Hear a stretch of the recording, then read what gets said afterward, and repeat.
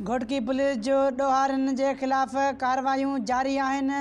अली रज़ा सुमर जे रिपोर्ट मुताबिक़ थाणो आदिलपुर पुलिस जी वॾी कार्रवाई, हिकु चोर चोरी जे सामान समेत गिरफ़्तार। SHO आदिलपुर इंस्पेक्टर मोहम्मद काबिल भयो खे ॻुझे इतला ते मिलियो त कुझु चोर चोरी जो सामान पाण में विरहाए रहिया आहिनि।